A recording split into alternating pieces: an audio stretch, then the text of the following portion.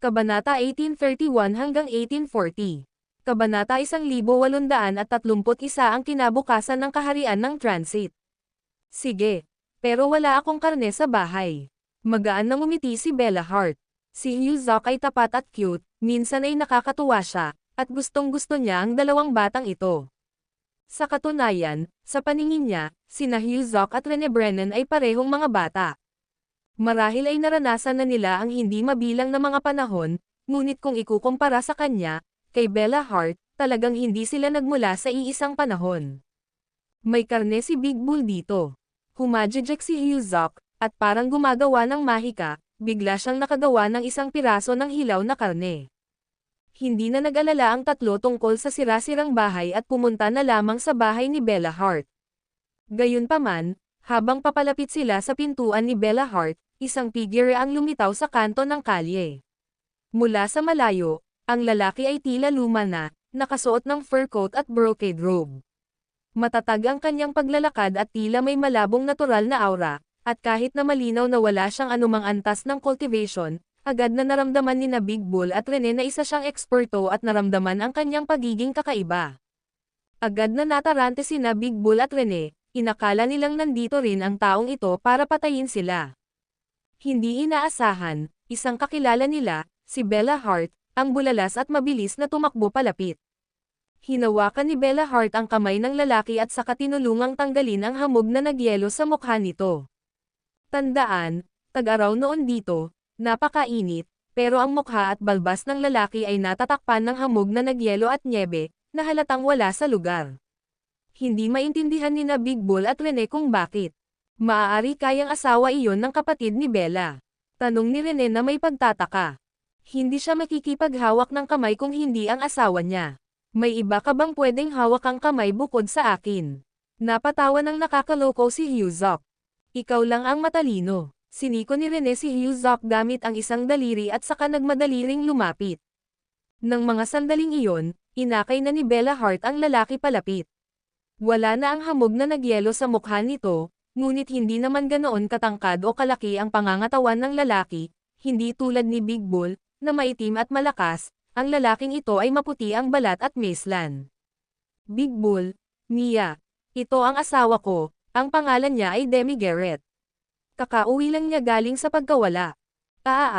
Big Bull, dapat ba kitang itawag na Demi Bro o Demi Bro? Nakakalokong tanong ni Hyuzok. Ang Demi Garrett na ito ay walang iba kundi ang pinakamalakas na nilalang na nakilala si Yusuf Zok. Hindi lang alam kung bakit siya at si Bella Hart ay nasa transit realm din at kung bakit sila naging kapitbahay ni Hyuzok.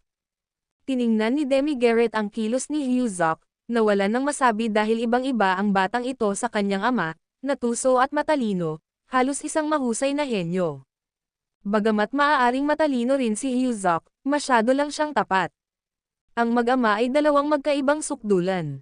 Tawagin mo akong tiyuhin o bayaw. Ngumiti si Demi Garrett.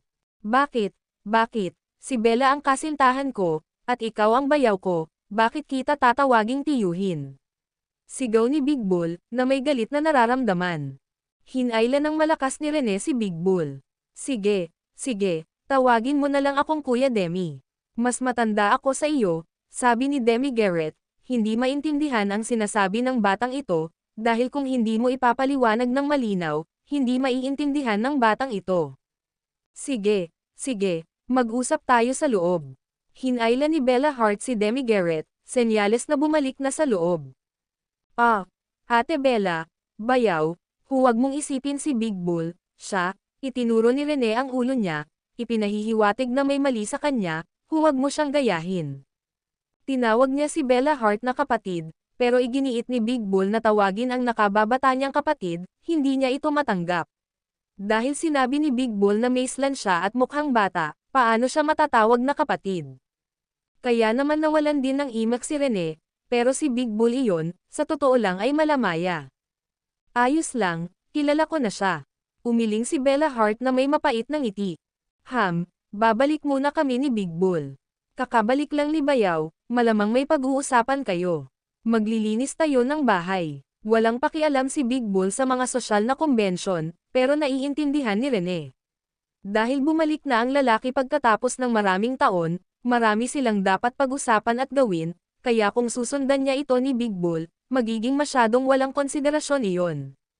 Gayunpaman, kahit na naiisip niya ang mga bagay na ito, hindi magawa ni Big Bull, kaya walang kaalam-alam na nagtanong siya, gutom na si Big Bull, hindi ba tayo pupunta sa kapatid ni Bella para kumain ng karne? Bakit hindi pa tayo pupunta ngayon? Hindi nakapagsalita si Rene. Hahaha, sino ba kasing nagsabing hindi ka pwedeng pumasok? Tuloy ka dali. Tumawa ng malakas si Demi Garrett, hinayla si Hyuzok, at naunang pumasok sa looban. Hindi napigilan ni Rene si Big Bull sa tamang oras. Walang magawa, tanging ang paghingi ng tawad na tingin ni Rene kay Bella Hart ang nagawa niya, na bamulong kay Rene, Mia, huwag mo nang masyadong isipin. Matagal na kaming magkasama ng asawa ko, hindi naman ganoon karami ang iniisip mo, hindi na kailangan ng kahit anong romansa. Namula si Rene, at tinakpan ni Bella Hart ang kanyang bibig habang humahadjejek. Maya-maya pa, naghanda si Bella Hart ng mga putahe. Pagkatapos uminom ng 4, tinanong ni Demi Garrett, mga bata, ilang taon na kayo sa Transit Realm?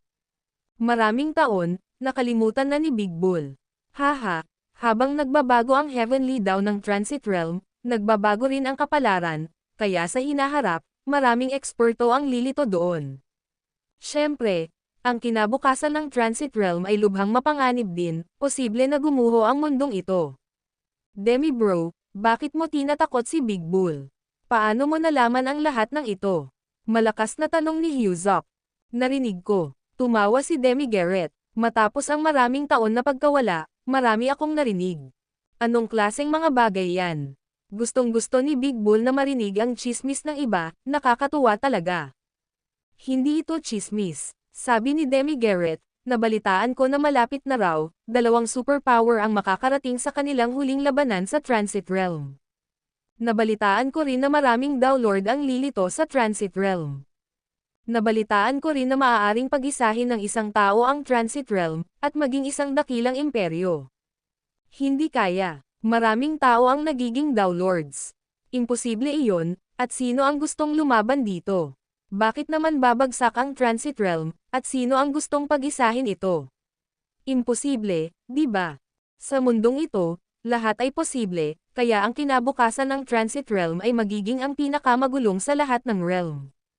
Hindi mabilang na mga eksperto ang papasok sa pamamagitan ng iba't ibang mga channel ng teleportasyon, sasali sa iba't ibang mga paksayon ng labanan, at sa huli ay magaganap ang isang napakalakas na labanan ng mga Panginoon. Sa anumang kaso, dapat mo ring planuhin ang hinaharap. Totoo ba ang sinabi ng bayaw? Nagbago ang ekspresyon ni Rene dahil kung totoo ang impormasyong ito, magiging mapanganib ang Transit Realm, at mas magiging mapanganib ang paninirahan doon. Maaaring hindi sila maligtas ni Big Bull sa malaking baha. Karamihan ay tama, pero may mungkahi ako para sa inyong dalawa. Itinaas ni Demi Garrett ang kanyang baso. Sa Sky River Domain ng Timog Silangang-Silangan, tila may nagtatatag ng isang dakilang imperyo. Sa pagkakaalam ko, ang taong iyon ay hindi simple at maaaring pag-isahin ang Transit Realm. Sa kasalukuyan, ang taong iyon ay nangangailangan agad ng mga mandirigma at mga dalubhasang talento, kaya kung kayo ay manampo ng katapatan ngayon, maaari kayong makakuha ng hindi inaasahang gantimpala. Ang video na ito ay edited by Urban Storytelling. Kabanata 1832 nakatadhana para sa kadakilaan. Samantala, sa Dragon City of the Sky River Domain. Sa loob ng mansyon ng Panginoon ng Lungsod, habang 6 na makapangyarihang banal na kamalayan ang dumaan, ang buong pangunahing bulwagan ng mansyon ay lumangit-ngit dahil sa pressure. Gayunpaman, nang sinuri ng 6 na banal na kamalayang iyon ang taong nakaupo sa trono sa bulwagan, sabay-sabay silang nagulat at mabilis na binawi ang kanilang banal na kamalayan, mabilis na pumasok sa bulwagan, at yumoko bilang pagpupugay. Oo, dumating sila ng may kabangisan, ngunit pagdating nila, agad nilang pinigilan ang kanilang bangis at naging magalang habang tumatalon papasok sa bulwagan. Dahil sa sandaling iyon, sa bulwagan, o sa halip, sa buong mansyon ng Panginoon ng Lungsod, iisa lamang ang tao, at ang taong iyon ay si Charles Gardner. Kung tungkol naman kay Yusef Zoc, sa 5 Poisons, at maging sa panday na si Parker Burger, wala sila kahit saan, kahit sa lungsod. Kaya nang makita ng 6 na mamamatay tao ang kanilang batang Panginoon, natural lamang na agad silang pumasok. Ang dahilan kung bakit naroon si Charles Gardner ay dahil dapat niyang patunayan ang kanyang katapatan kay Yusuf Zoc. 6 na mind control pills lang ang hiniling niya kay Yusuf Zoc, pagkatapos ay sinabi niya rito na hahawakan niya ang 6 na taong ito. May hilig din si Yusuf Zoc na subukan ng kaunti si Charles Gardner, kaya dinala niya ang lahat sa Blue Sea at Cloud Sky, at si Charles Gardner na lang ang naiwan sa labas. Pamilyar ang 6 na mamamatay tao sa kanilang batang Panginoon, at natural lamang na matukoy nila na hindi ito isang impostor kundi ang tunay na batang Panginoon, kaya't napaluhod sila sa kalituhan, hindi alam kung paano dumating ng maaga ang kanilang batang Panginoon. Sa katunayan, ang mga kataas-taasang figurang ito na may katayuang Dao Sovereign ay lumuhad sa harap ng iba. Ito ang tradisyon ng Heaven's Gate, at ang awtoridad din ito. Masasabing ang Heaven's Gate ay pinamumunuan ng isang tao, at ang taong iyon ay ang pinuno ng sekta na si Wayland Gardner, na dominante at walang pakiramdam, malamig ang dugo, at walang awa. Kaya naman, hindi niya kailangan ng mga kaibigan, ni walang sino man ang maaaring maging karapat-dapat na maging kaibigan niya, dahil wala silang karapatang maging kaibigan. Kaya naman, sa Heaven's Gate, lahat ay lubos na tapat sa pinuno ng sekta, hanggang sa puntong ipinangako nila ang kanilang buhay. Kahit ang mga kataas-taasang figure ng Dao Sovereign Mid-Realm o Dao Sovereign High Realm, kapag nakita nila ang pinuno ng sekta, ay dapat lumuhad. Sa makatuwiran, ang mga tao sa antas ng Dao Sovereign ay iyong mga lumampas na sa 3 kaharian at lampas na sa 5 elemento, hindi pinamamahalaan ng langit o lupa. Paano sila kusang yuyuko at magpapasakop, na tinatawag ang ibang tao na kanilang Panginoon.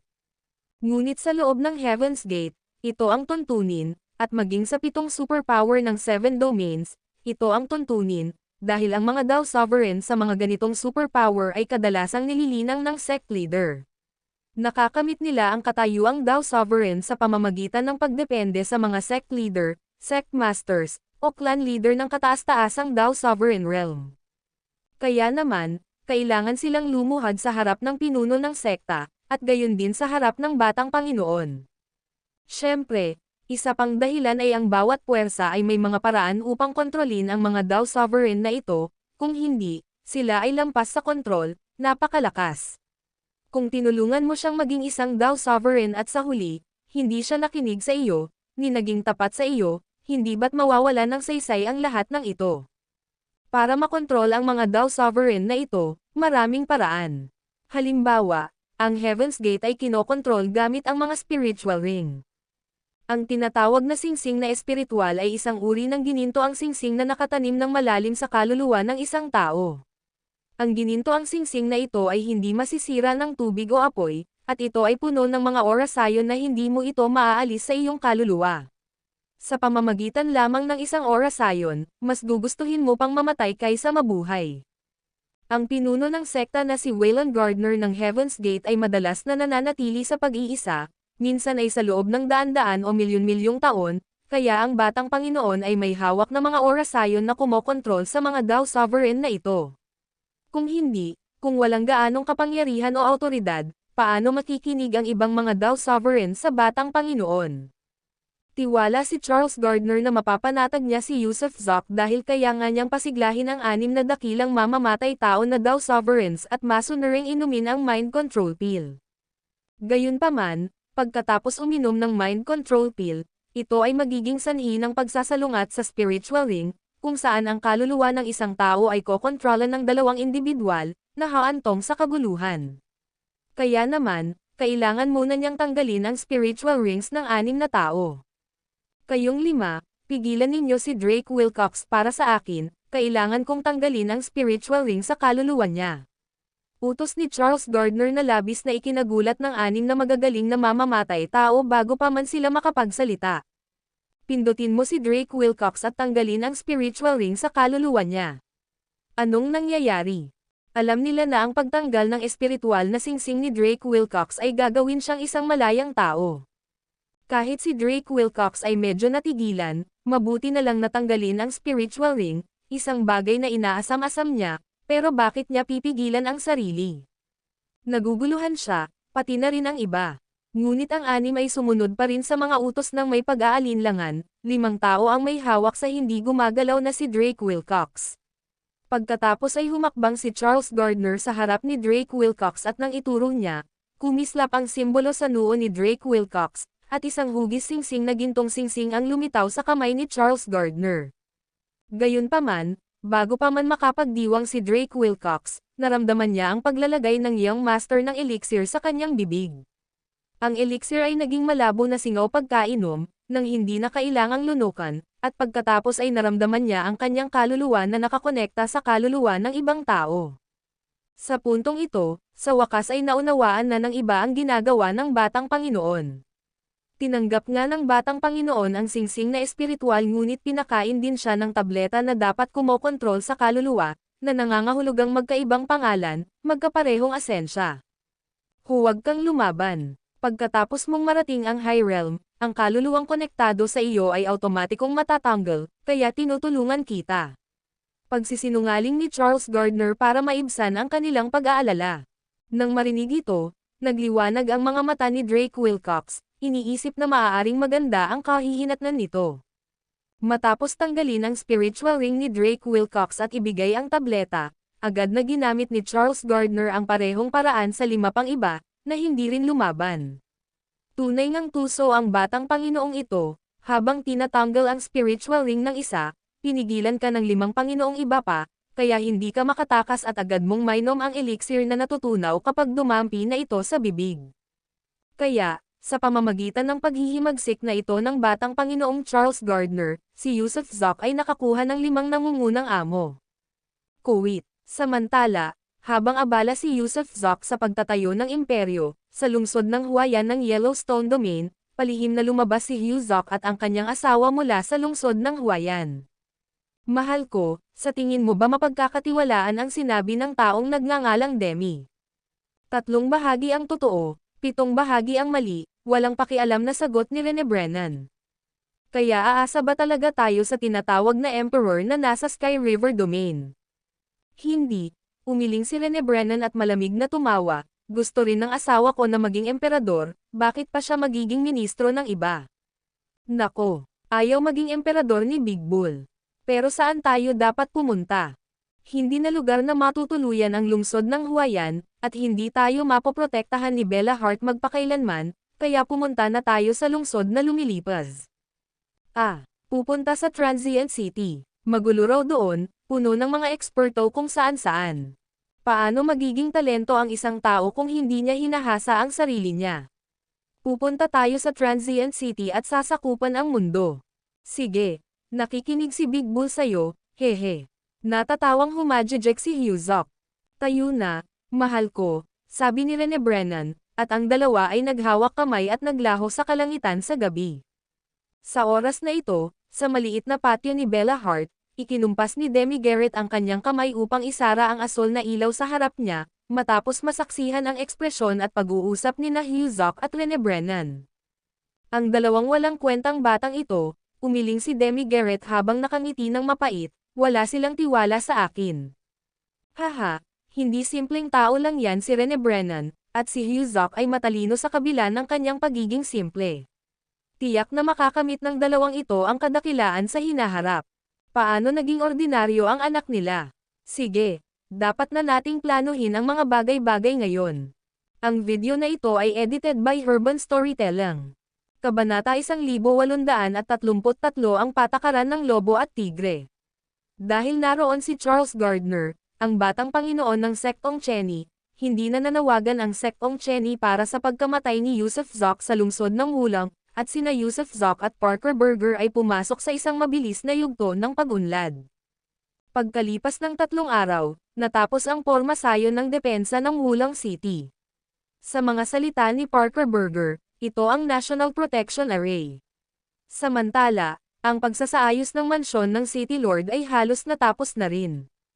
Maging sina Yusuf Zoc, Parker Berger, o ang iba pa tulad ni Dante Stewart, sino sa kanila ang hindi isang kataas-taasang figure? Bagamat hindi nila kayang mag-imbento ng mga bagay-bagay mula sa wala, ang pagsasaayos ng isang mansyon ay hindi naging problema para sa kanila.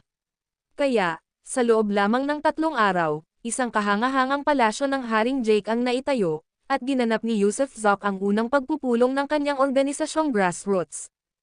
Ang dahilan kung bakit ito tinawag na isang organisasyong Grassroots ay dahil ang Longevity Empire ay hindi kinilala ni Newman, at kahit ang mundo sa labas ay hindi alam. Mas tumpak na tawagin itong isang lungga ng mga tulisan ng Long Emperor, hindi pa sila karapat-dapat sa terminong imperyo. Gayunpaman, ang organisasyong Grassroots ay mukhang medyo tunay pa rin.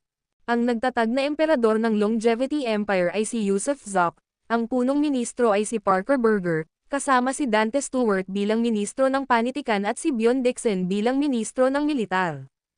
Ang Bjorn Dixon na ito ay napagdesisyonan din ni Parker Burger nitong mga nakaraang araw. Isa siyang magulo mula sa Wulang City, isang pinuno ng iba't ibang grupo, at may koneksyon sa ilang mga dignitaryo. Mayroon siyang matayog na ambisyon at mga lihim na network, tuso at maparaan, ngunit hindi nagkukulang sa antas ng cultivation. Bagamat wala siyang kaugnayan sa sekta o angkan, mayroon siyang isang napakahusay na primordial realm cultivation, kalahating hakbang lamang ang layo mula sa estado ng isang tao lord. Siyempre, ang top primordial realm ay maaaring hindi na maituring na isang malaking figure ngayon, ngunit ang digmaan ay hindi umaasa sa individual na cultivation, ito ay umaasa sa lakas ng labanan ng koponan, estratehiya ng pinuno, at kakayahang pamunuan ang mga tropa. May kasabihan na ang lakas ng isang sundalo ay nakasalalay sa commander. Hanggat may matatagpo ang umuungal na commander, walang dadang ang mga sundalong nasa ilalim nila ay magkakaroon ng kahangahangang lakas sa pakikipaglaban. Labis din ang kasiyahan ni Yusuf Zok kay Bjorn Dixon dahil mayroon siyang matigas ang ulong espiritu na hindi sumusunod sa langit o lupa. Ang taong iyon ay mayabang at suwail ngunit mayroon ding talentong magagamit, kaya naman inutusan niya na makinig sa kanya ang 5 lason at ang 6 na alipin. Ang 5 poisons, natural lang, ay 5 halimaw na nilalang, habang ang 6 slaves ay 6 ding Heaven Realm Taoist experts mula sa Cheni sect. Bukod pa rito, sa loob lamang ng maikling panahon ng 3 araw, pinagsama-sama ni Parker Burger ang lahat ng mga angkan, sekta, at maging ang mga individual na walang kaugnayan sa loob ng lungsod sa isang lugar, na ngayon ay ginawang isang kampo militar. Dahil sa lawak ng Wulang City at sa maraming sekta nito, nang biglang nagsama-sama ang lahat, ito ay naging isang simpleng karagatan ng mga tao. Siyempre, simula pa lamang ito ng pagtitipon, at ang iba't ibang figure mula sa bawat angkan at sekta ay orihinal na mga anak ng langit o mga tagapagsaka na may pagpapahalaga sa sarili, kaya nang biglang hilingin na maging mga sundalong isinasapanganib ang kanilang buhay, lahat sila ay lumaban. Pero isang nakakaaliw na punto ay ang mga pinuno ng mga angkan at sektang ito ay pawang tapat at masigasig, kaya kahit papaano ay walang agarang kaguluhan dahil, kung tutuusin, lahat ay kailangang makinig sa kanilang mga pinuno ng angkan o mga panginoon ng sekta, sino ang nangahas na kumilos. Sa pag-uulat sa hari, ang kampo militar sa East City ay masyadong magulo, at may panganib ng isang pag-aalsa anumang oras. Sa pag-uulat sa hari, ang sekta ko, kahit naganap na nakarehistro, ay naghihinala na kinokontrol ako at nagkukunwaring tumakas. Sa pag-uulat sa hari, ang aking pangkat ay nasa takot, sanay sa kalayaan at kawalang responsibilidad, hindi angkop na maging sundalo. Nag-uulat sa hari, naupo si Yusuf Zok sa trono, habang kumukunot ang noo. Dahil sa sigaw ng galit, ang pagiging emperador ay napakahirap simula pa noong una, paano niya kaya kakayanin sa hinaharap? Sa pag-uulat sa hari, tila lumalampas si Chancellor Zhou, na naglalabas ng mga walang katuturang utos. Kamahalan, pakisuyong suriing mabuti at huwag magbigay ng labis na kapangyarihan upang maiwasan ang mga isyu sa hinaharap. Pinangako, magulo ang malaking bulwagan, dahil sa iba't ibang ulat, at si Yusuf Zok ay nalilito, hindi sigurado kung ano ang gagawin. Bukod dito, medyo pinagsisihan niya ito. Ang pagiging isang emperador ay hindi kasing simple ng pagsasabi lamang nito, walang sino man ang makakagawa nito. Bigla pa nga niyang napagtanto na kapag naging emperador ka na, kailangan mong maging matyaga, mabait, at magkaroon ng iba't ibang uri ng puso, kung hindi, hindi ka talaga maaaring maging isang emperador. At tila walang pakialam si Parker Burger sa mga ulat ng ibang tao, ni hindi man lang nagsasalita para sa kanyang sarili, ni hindi rin siya nag-uulat ng anumang bagay. Sinusubukan din niya si Yusuf Zok. Tutal, si Yusuf Zok ang hari, kung hindi niya kayang hawakan ang mga walang kabuluhang bagay na ito ngayon, paano niya mapapamahalaan ang mga gawain ng estado sa hinaharap? Ang sensura ay pinamumunuan ni Charles Gardner. Parker Burger, hawakan agad ang mga gawain sa kampo militar ng East City, nang walang pagkakamali.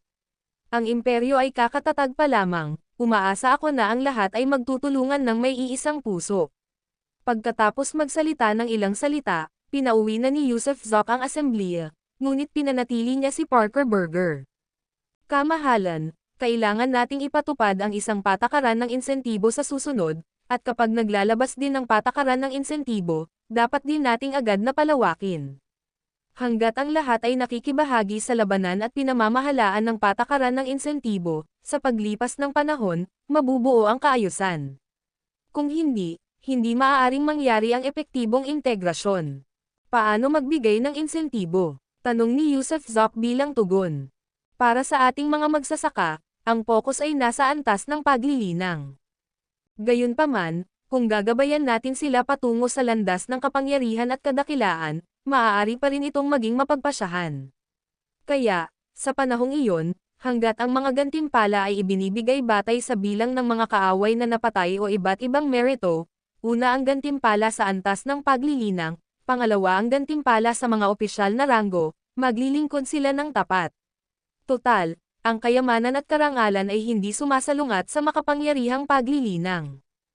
Kung gayon, paano ko sila magagawang makapangyarihan? Naiinis si Yusuf Zok, hindi niya talaga alam ang gagawin. Simple lang, magaan na sabi ni Parker Burger. Tungkol sa mekanismo ng operasyon ng iba't ibang sekta, kailangan nating magtatag ng sarili nating Alchemy College sa Longevity Empire upang malawakang makaakit ng mga henyo sa alchemy at bumuo ng isang napakalaking sistema ng alchemy. Sa oras na iyon, sino mang may merito ay maaaring gantimpalaan ng mga elixir na magbibigay daan sa kanila upang isulong ang kanilang cultivation. Bagamat hindi gumagana ang mga elixir sa estado ng isang tao lord, mayroon itong malaking epekto sa top primordial realm, sa heaven realm, at iba pa. Kaya, kinakailangan ang pagtatatag ng Alchemy College. Pero saan ako makakapunta para makaakit ng mga henyo sa alkemiya? At hindi ba mahirap makahanap ng isang master ng alkemiya? Bukod dito, handa ba silang magtrabaho para sa akin? Nababalisa at nalungkot na sabi ni Yusuf Zok. Una, tipunin ang mga alchemist mula sa lahat ng angkan at sekta sa lungsod upang bumuo ng prototype ng Alchemy College, pagkatapos ay pumunta sa Chenisek upang akitin ang kanilang siyam na magagaling na alchemist. Siyempre, kung paano sila maaakit ay nasa iyo, kamahalan, wala akong magagawa sa bagay na iyan. Sige, gawin natin yan sa paraang gusto mo. Bukod pa rito, bukas gusto kong pamunuan ni Bjorn Dixon ang lahat ng tropa at atakihin, nang walang iiwan sa lungsod, at hatiin ang mga tropa sa tatlong ruta. Sa pinakamaikling panahon, sa bilis ng kidlat, mabihag ang Expansion City, sa silangan, ang Endless Grinding City, sa timog, at ang Lower 3 Mile City, sa kanluran. Hindi pa tayo napipigilan ng Chenisek, kaya hindi mahirap sakupin ang tatlong lungsod na ito. Matapos mabihag ang tatlong lungsod na ito, kamahalan, dapat mong gantimpalaan ayon sa merito at magtalaga ng tatlong bagong City Lord at pahintulutan ang lahat ng kalahok na sundalo na hatiin at pagnakawan ang mga mapagkukunan sa mga nasakop na lungsod. Alam mo, ang tatlong lungsod na ito ay mayroon ding maraming malalaking pamilya at hindi mabilang na mapagkukunan ng pagsasaka. Hanggat ipinapadala sila upang magnakaw, at lalo na kung ito ay sama-samang pagnanakaw, magugustuhan nila ito. Sa mundo ng mga mortal, ang ganitong patakaran ay tinatawag na estratehiyang tigre at lobo, at ang mga sinanay na sundalo ay magiging mga sundalong tigre at lobo sa hinaharap. Siyempre, kapag ang imperyo ay ganap ng naitatag, maaari silang magdulot ng banta dahil maaari silang mag-alsa anumang oras. Gayunpaman, sa puntong ito, ang maipapatupad lamang natin ay ang estratehiyang tigre at lobo, sa pamamagitan ng pagpapadala sa kanila ng sama-sama upang pumatay at magnakaw. Sa ganitong paraan, lalawak ang ating teritoryo, at mapapatatag natin ang ating likuran upang magtatag ng isang tunay na kaharian. Sa madaling salita, ang ganitong uri ng patakaran ay isa ring estratehiya ng mga tulisan, kung saan ikaw, ang pinuno ng malaking tulisan, ay nagsasama-sama ng maraming maliliit na tulisan, pagkatapos ay ipinapadala sila upang sakupin ang mga teritoryo at magnakaw, dahil ang maliliit na tulisang ito ay nagmumula sa kung saan-saan. Nag-iisa, wala silang ganoong katapangan, ngunit kapag sila ay magkakasama, lalakas ang kanilang tapang, at pagkatapos ay magugustuhan nila ang ganitong paraan ng pangangamkam ng mapagkukunan. Kapag nahaharap sila sa panganib, maaalala rin nila na sa malaking likuran, mayroon pa ring isang hindi magagaypong malaking tulisan na sumusuporta sa kanila, kaya mas kikilos sila ng walang ingat, kaya nabubuo ang hukbo ng tigre at lobo. Ang video na ito ay edited by Urban Storytelling. Kabanata 1834 ang tanga na sinusuri. Sa Transit Realm, mayroong 9 na malalawak at walang katapusang rehiyon, bawat isa ay walang hanggan ang laki. Masasabing ang buong buhay ng maraming tao, kahit na ang buhay ng hindi mabilang na mga eksperto sa cultivation, ay hindi kayang lumampas sa kanilang lugar ng kapanganakan dahil sa laki nito. Ang Transit Realm ay isang dakilang kosmikong mundo, ngunit hindi tulad ng lahat ng iba pang kosmikong mundo, na kahit papaano ay mayroong mortal na mundo, immortal na kaharian, banal na kaharian, at iba pa, na may maraming iba pang mga antas. Gayunpaman, wala sa mga ito ang Transit Realm. Binubuo lamang ito ng iisang kaharian, isang walang katapusang mainland, na walang nabanggit na iba't ibang antas. Ang mga naninirahan sa Transit Realm ay maituturing na mga tagalabas, kahit na ang ilan ay ipinanganak dito, ang kanilang mga ninuno ay mga tagalabas din. Ang mga tagalabas ang nagugat dito, nag-asawa, at nagtatag ng mga angkan. Sa makatuwid, ang laki ng Transit Realm ay lampas sa imahinasyon, dahil ito rin ay isang dakilang kosmikong mundo. Sa 9 na domain sa Transit Realm, 7 ang may mga amo. Halimbawa, ang Sky River Domain ay pagmamayari ni Waylon Gardner, isa sa mga naunang dumating sa Transit Realm. Dito siya nagmula at nagtatag ng isang paksayon, na kalaunan ay nakaakit ng mga tagasunod. Bukod dito, ang kapangyarihan ni Waylon Gardner ay kakilakilabot, na ginagawang hindi magagapi ang teritoryo ng Sky River Domain. Walang sino man ang nangangahas na magdulot ng kaguluhan o umagaw ng teritoryo. Marahil ay may mga pagtatangka, ngunit ang mga nagtatangkang mangagaw ng lupain ay pawang napatay ni Waylon Gardner. Si Waylon Gardner ay isang misteryosong figure, kahit papaano, isang nangungunang taoista ng misteryo. Bukod sa Sky River Domain, ang 6 na iba pang domain ay mahigpit ding kinokontrol, na matagal nang inookupahan at nananatiling hindi natutugunan hanggang sa kasalukuyan. Gayunpaman, 2 sa mga domain sa Transit Realm ang walang master, at ang mga rehiyong ito ay napakalawak at walang hanggan, na tinitirhan ng iba't ibang demonyo at halimaw. May mga tao, demonyo, duwende, at diablo, na pawang mga tagalabas. Araw-araw, bawat taon, hindi mabilang na mga tagalabas ang pumapasok sa Transit Realm, hindi nakakaalis, at napipilitang manirahan dito. Ang pinakasikat na lungsod, at ang pinakamalaki sa Transit Realm, na kilala bilang Chaos City, ay tinatawag na Transient City. Kung bakit ito pinangalan ng Transient City, ito ay dahil kapag ang mga tagalabas mula sa maraming kosmikong mundo ay lumilitaw sa Transit Realm, madalas silang inililipat sa loob o malapit sa kapaligiran ng Transient City. Para sa isang taong tulad ni Yusuf Zoc, ang mateleport papunta sa Sky River Domain ay isang napakabihirang exception.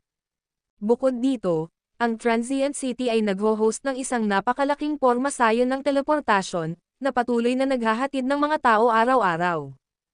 Kaya naman, ang Transient City ay isang lugar na pinagsasama-sama ang lahat ng uri ng tao at nilalang, kabilang ang mga demonyo at halimaw. Ang mga demonyo at halimaw na ito ay nagmumula sa iba't ibang lugar, bawat isa ay may kanya-kanyang ideya, buhay, at paraan ng pamumuhay, na patuloy na nagbabanggaan sa kanilang mga kabihasnan at kultura. May bali-balitang hindi mabilang ang bilang ng mga namamatay araw-araw sa Transient City. Ang lungsod, bagamat abala, ay magulo at walang pinamamahalaan, at walang sino man ang nagpapanatili ng kaayusan nito. Dahil sa siksik na populasyon at laganap na karahasan, iba't ibang grupo ang nabuo, na naghahangad ng sigla sa pamamagitan ng bilang, na humantong sa paglitaw ng maraming puwersa.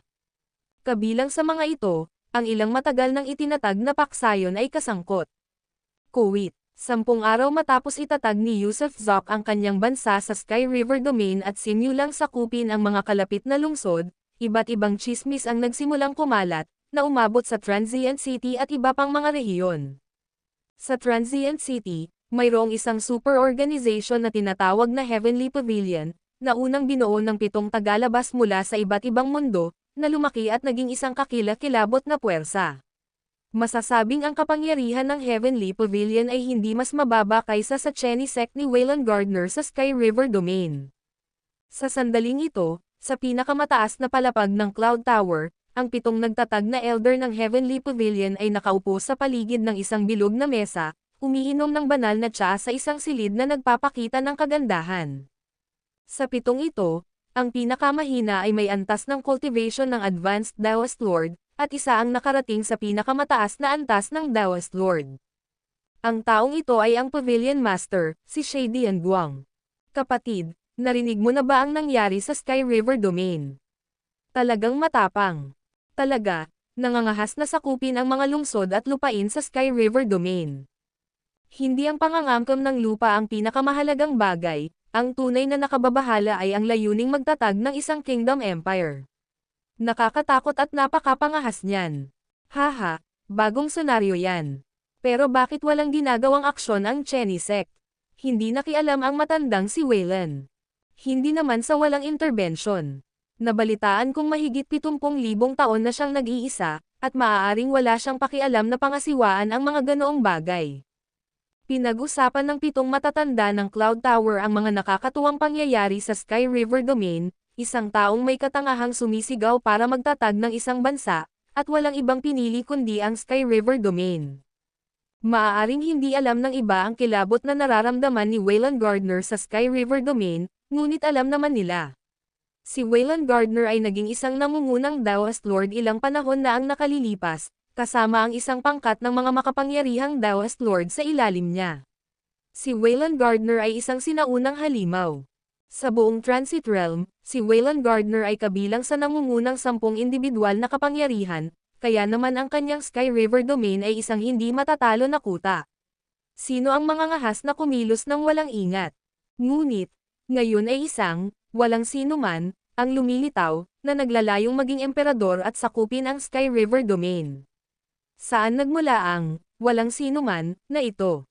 Maaaring alam na ni Waylon Gardner, ngunit ang mga bagay na ito ay maliit lamang para sa kanya, neresolba sa isang kumpas ng kamay kapag nakalabas na siya sa liblib na lugar. Bahagyang ngumiti si Pavilion Master Shadian Guang, ang tinatawag na Longevity Empire ay isa lamang panandaliang ilusyon. Sino ang mangangahas na mangarap na bumuo ng isang bansa sa Transit Realm? Kahit si Waylon Gardner ay hindi tatanggap ng ganoong ideya. Tunay nga, ang isa ay magiging isang pampublikong kaaway. Kay tanga talaga ng taong ito. Kaya naman, halos humagalpak sa tawa ang maraming puwersa nang matanggap ang balitang ito. Ang hari ng Longevity Empire na iyon ay marahil isang bagong dating sa Transit Realm, hindi pamilyar sa sitwasyon, kaya naman siya ay katangahan. Hahaha, matapos makinig kay Pavilion Master Shadian Guang, humagalpak sa tawa ang 6 na iba pa. Gayunpaman, dapat kumilos ng mabilis ang lahat. Biglang naging seryoso ang ekspresyon ni Shadian Guang, at nagpatuloy, nagbabago ang Heavenly Dao. Kamakailan lamang, maraming matataas na Daoist Lords ang pumunta sa Transit Realm mula sa iba't ibang matataas na mundo. Hindi sigurado kung sila ay napadpad o sadyang dumating. Kung sakaling makapasok sila, kagustuhan iyon ng Heavenly Dao. Hindi maiiwasang lalong magulong ang Chaos City. Maaaring hindi magtagal ang Heavenly Pavilion sa ganitong kaguluhan, kaya mga ginoo, tumuon sa cultivation, at sikaping makarating sa pinakamataas na antas ng Daoist Lord sa lalong madaling panahon. Opo, kapatid. Same time na tumango ang 6 na iba pa, napagtanto na tila may paparating na bagyo sa Transit Realm. Kung hindi nila maaabot ang pinakamataas na antas ng Daoist Lord bago ito tumama, sila ay tuluyang malilipol. Kuwit, kasabay nito, habang nagpupulong ang mga elder ng Heavenly Pavilion, maraming iba pang malalaking puwersa ang nagpupulong din, tinatalakay ang 2 pangunahing paksa, ang pagtuon sa hanggal na naglalayong magtatag ng isang dinastiya sa Sky River Domain, at ang pagpapabilis ng mga paghahanda, dahil ang Transit Realm ay lalong nagiging magulo, at ang mga eksperto ay nagiging mas marami. Ang video na ito ay edited by Urban Storytelling. Kabanata 1835 Paano sila pipilitin pabalikin? Habang hindi mabilang na tao ang nakatuon sa digmaan sa rehiyon ng Sky River, nasakop na ni Yusuf Zak ang 10 lungsod, at matapos makuha ang 10 lungsod na ito, mahusay na pinamamahalaan ni Parker Berger ang mga ito. Gayunpaman, matapos masakop ang 10 lungsod na ito, sa wakas ay nagkaroon ng paggalaw mula sa panig ni Wayland Gardner, at nabunyag na si Charles Gardner ay nagsisilbing isang imperial na sensor sa ilalim ni Yusuf Zak, na nagdulot ng kaguluhan sa buong sekta, na nagudyok sa mga matatanda ng sekta na sumugod sa liblib na lugar ni Wayland Gardner upang ipaalam sa kanya ito. Total, nang wala na si Charles Gardner, parang nawalan na ng gulugad. Bagamat lahat ay tapat, walang pinuno. Habang mabilis na sumulong ang three-way Tiger Wolf Army ni Yusuf Zak at sinakop ang ika-15 lungsod, sa wakas ay lumabas ang maalamat na si Wayland Gardner mula sa pag-iisa. Si Wayland Gardner ay tila isang lalaking nasa edad 40, syempre, ganoon lang talaga ang kanyang anyo, dahil walang nakakaalam ng kanyang tunay na edad, at tinatawag siya ng mga tao sa labas na isang matandang halimaw. Sa malaking bulwagan ng Cheney sect, matapos basahin ni Wayland Gardner ang lahat ng kaugnay na impormasyon, hindi siya nagpakita ng anumang galit. Matagal nang nilinang ng lalaking ito ang antas kung saan hindi makikita sa kanyang mukha ang kanyang mga emosyon. Isa siyang pambihirang Dowlord, at isa sa mga nakatatanda at matatag na Dowlord. Napakalaki ng pagkakaiba sa pagitan ng isang matandang pambihirang Dowlord at ng isang kakaabot lang sa antas na iyon. Utos. Kaunti lang ang kanyang mga sinabi ngunit napakakalma, at sa sandaling magsalita siya, lahat ng nasa bulwagan ay lumuhad, kabilang ang 3 pang natatanging Dowlords. Tunay nga, paano magkakaroon ng iisang natatanging Dowlord ang Cheney sect? Kung hindi, paano nila mapapamunuan ang isang buong rehiyon ng Sky River? Utusan mo si Atwater Lopez, at ang hukbo ng mga bantay na nakasuot ng baluti na dumaan sa hilagang silangan at harangin ang unang hukbo ng angkan ng longevity, at patayin silang lahat ng walang pagbubukod. Oo. Pinagsalikop ng kahangahangang pambihirang Dowlord na si Atwater Lopez ang kanyang mga kamao bilang pagpupugay at tumayo ng tuwid. Utusan mo si Jazel King at ang pangalawang hukbo ng mga bantay na dumaan sa timog kanluran at harangin ang pangalawang hukbo ng angkan ng longevity, at patayin silang lahat ng walang pagbubukod. Oo, tumayo rin ang natatanging Dowlord na si Jazel King upang manindigan. Utusan mo si Nathan O'Brien at ang ikatlong hukbo ng mga bantay na dumaan sa hilagang kanluran at harangin ang ikatlong hukbo ng angkan ng longevity, at patayin silang lahat ng walang pagbubukod. Ang lahat ng iba pa ay dapat italaga sa 3 hukbo ng walang pagsala. Oo, sabay-sabay na malakas na tugon ng karamihan. Sa sandaling ito, tumayo rin si Wayland Gardner at napangisi, kunin mo ang aking Raging Fire Saber at Fire Scale Armor. Personal kong kukunin ang ulo ni Yusuf Zak mula sa Longevity Clan kasama ang ika-4 na hukbo ng bantay, at wawasakin ang lungsod sa loob ng 3 araw bilang isang aral. Si Wayland Gardner ay isang bayaning may katapangan, isang walang awa na nagdulot ng takot. Dapat malaman ng isang tao na ang mga banal na mamamayan ng bawat lungsod sa Sky River ay sarili rin niyang mga tao. Ngunit ngayon ay nagpasya siyang patayin ang sarili niyang mga tao sa loob ng 3 araw upang magbigay ng pahayag sa mundo. Gusto niyang ipakita sa mundo sa ganitong paraan na sinumang mang-uudyok sa kanya, si Wayland Gardner, ay haharap sa mga kahihinatnan na hindi kayang tiisin ni Newman. Isa-isang umatras ang mga eksperto sa bulwagan, binilang ang mga sundalo, at nagsipag-alisan. Dinala rin ang Raging Fire Saber at Fire Scale Armor ni Wayland Gardner, dala ng mahigit 30 tao dahil napakabigat ng baluti. Asawa. Pagkasuot ni Wayland Gardner ng Fire Scale Armor at pagkuha ng Raging Fire Saber, isang babae ang tumakbo palabas mula sa likurang bulwagan. Ang babaeng ito ang unang asawa ni Wayland Gardner, at sa buong buhay niya, isa lamang babae ang pinakasalan ni Wayland Gardner at isa lamang anak na lalaki ang naging ama. Maaaring maraming pagkukulang ang lalaking ito at marami ang kinatatakutan niya, ngunit hindi siya isang babaeng mahilig sa babae. Sinumpa nila ang anak natin at nasa matinding panganib, ikaw, napaiyak ang babae, dahil isa lang ang anak na lalaki ng mag-asawa. Magtiwala ka, ginang, Mga maliliit na magnanakaw lang, hindi mamamatay ang anak ko. Kahit mamatay pa siya, ako, si Waylon Gardner, ang makakapagbuhay sa kanya muli. Matatag na wika ni Waylon Gardner, na para bang tunay niyang kayang buhayin ang mga patay. May tiwala ako sa asawa ko. Mariin na tumango ang babae, dahil hindi naman siya binaygo ng asawa niya sa loob ng maraming taon. Huwag kang mag-alala tungkol sa sambahayan, nakaalis na ako sa Hidden Guard, at wala nang dapat ipag-alala.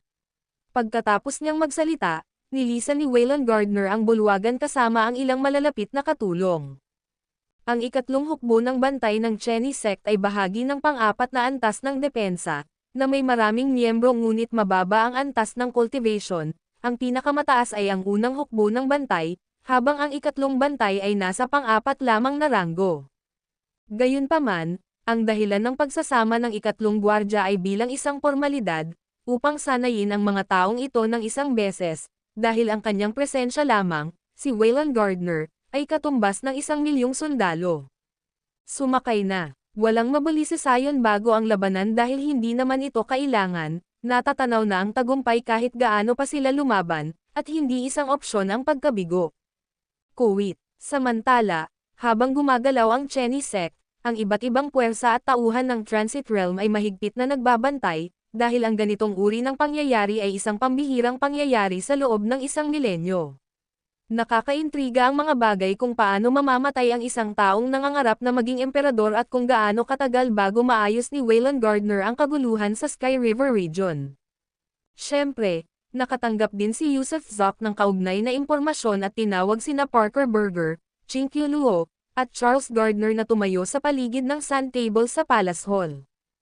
Ang Sand Table ay gawang kamay ni Parker Berger, na naglalarawan sa buong lupain at tanawin ng rehiyon ng Sky River, kabilang ang mga modelo ng bawat lungsod. Sa pagkakataong ito, ang Cheney Sect ay naglulunsad ng isang lantaran na paghihiganti, na may kabuuang 4 na hukbo, 3 ang humaharang sa ating Freeway Tiger Wolf Army, at ang isa pa ay pinamumunuan mismo ni Waylon Gardner patungo sa ating Wolong City. Habang nagsasalita si Parker Berger, itinuro niya ang modelong mapa, mabigat ang ekspresyon dahil alam niyang dumating na ang kritikal na sandali. Kung hindi nila mapipigilan ang kalaban sa pagkakataong ito, lahat ng kanilang ginawa ay magiging katatawanan ng mundo, at tutukayin ang Longevity Empire bilang marupok at hindi hihigit sa isang simpleng payaso na tumatalon. Sa totoo lang, nanatiling tahimik si Yusuf Zoc, kahit na nabuo ang simula ng isang imperyo sa loob lamang ng maikling panahon, kumpara sa Cheney Sect, ito ay kasing babasagin ng papel, hindi kayang talunin sila.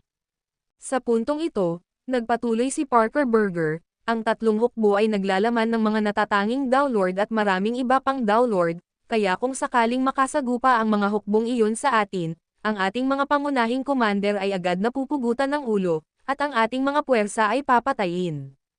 Anong estratehiya ang mayroon ka? Tanong ni Yusuf Zoc nang may mapang asar ng ngiti. Iisa lang ang estratehiya. Malamig na tawa ang pinakawala ni Parker Berger, habang nakatingala kay Charles Gardner.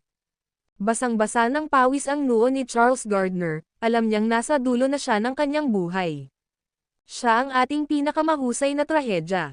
Sa aking pagkakaalam, si Waylon Gardner ay mayroon lamang isang anak na lalaki, kaya kapag namatay si Charles Gardner, wala nang tagapagmana si Waylon Gardner. Hindi ko pinatay si Charles Gardner noon dahil naghihintay ako ng ganitong krisis, para malutas ang krisis na ito, wala nang ibang lunas. Anong ibig mong sabihin? Sumulyap si Yusuf Zoc kay Charles Gardner at pagkatapos ay tumingin kay Parker Berger. Unang hakbang, magpadala ng 3 mensahero upang harangin ang 3 hukbo ng kalaban, at ipaalam sa kanila na kung maglalakas loob silang atakihin ang ating hukbo ng tigre na lobo, agad nating papatayin si Charles Gardner.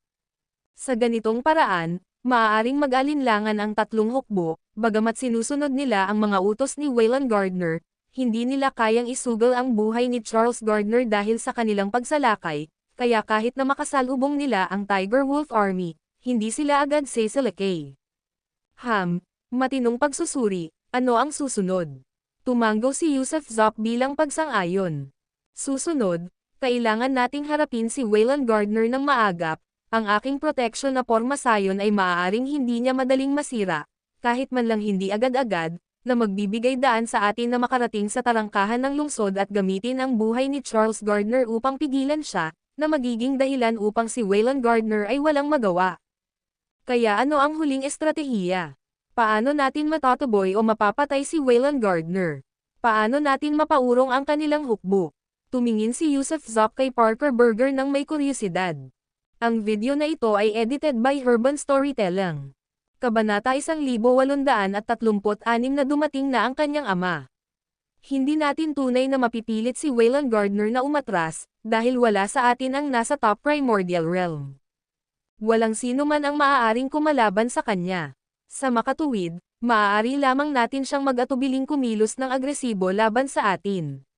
Sabi ni Parker Burger ng may malungkot na ekspresyon, hindi ko personal na kilala si Waylon Gardner, ngunit narinig kong napakawalang awa niya. Kung wala siyang pakialam sa buhay ng kanyang nag-iisang anak na lalaki, lahat ng ating pagsisikap ay magiging walang kabuluhan.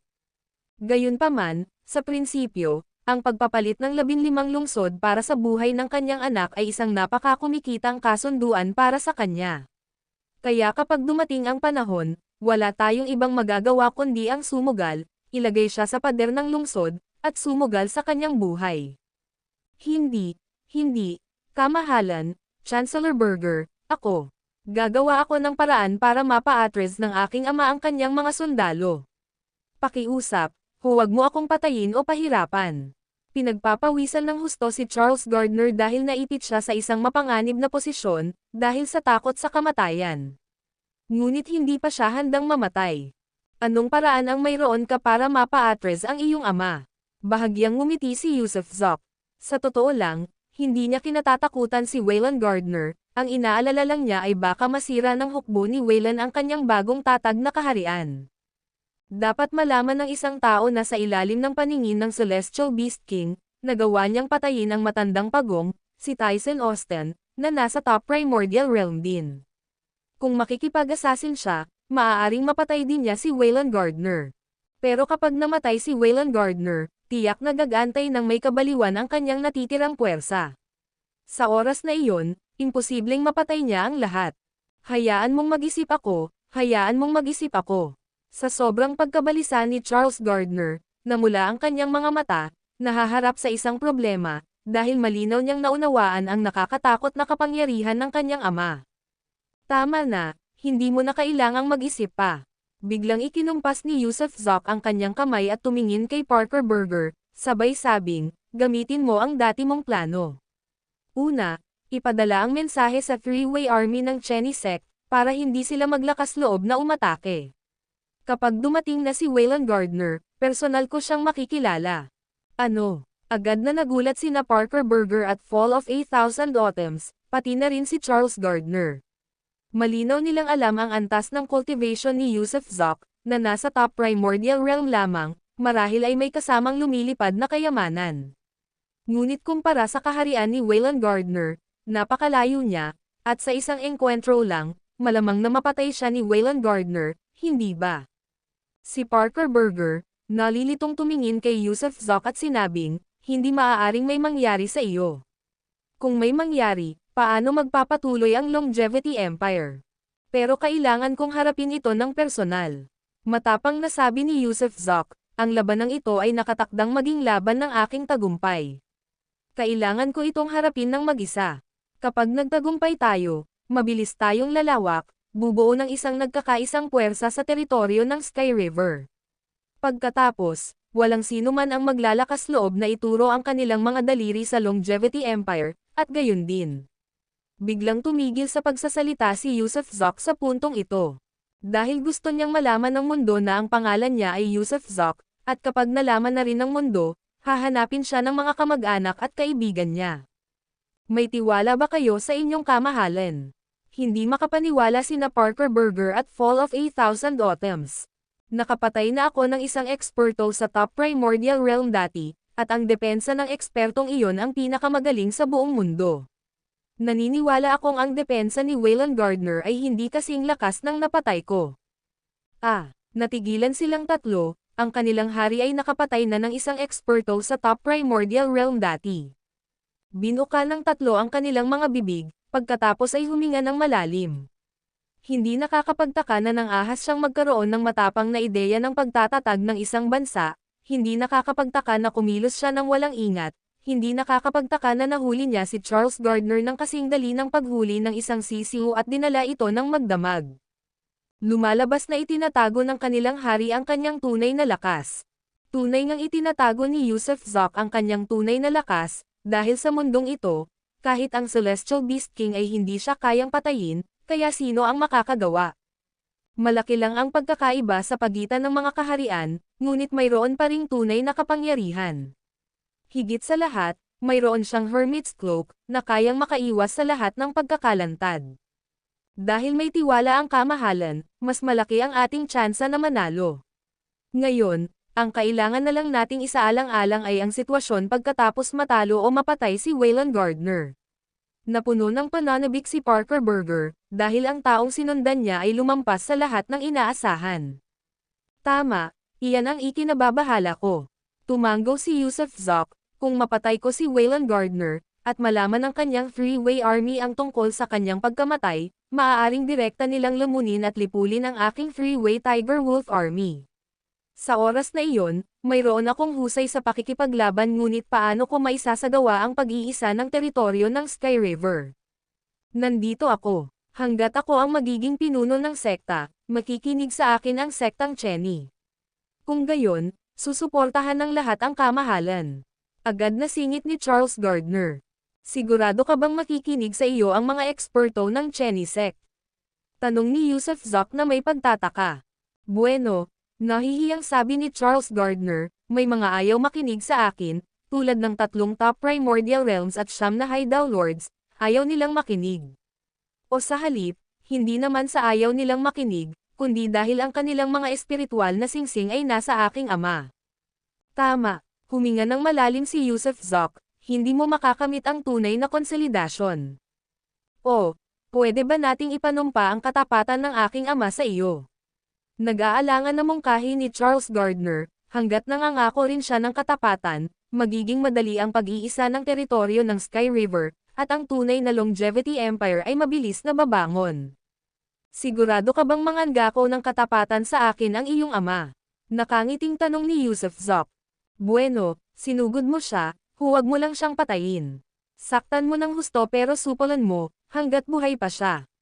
Si Charles Gardner, kahit hindi masyadong mabait, ay itinuturing pa rin ang kanyang ama, ayaw niyang mamatay ang kanyang ama. Mahirap siyang pilitin na manampa ng katapatan, marahil ay maaari ko siyang patayin, ngunit ang pagpapasakop sa kanya ng kusa ay kasing hirap ng pag-akyat sa langit. Bamantong hininga si Yusuf Zok, ngunit may pag-asa pa. Kung may pagkakataon, pananatilihin ko siyang buhay. Salamat po, kamahalan. Nagpasalamat si Charles Gardner.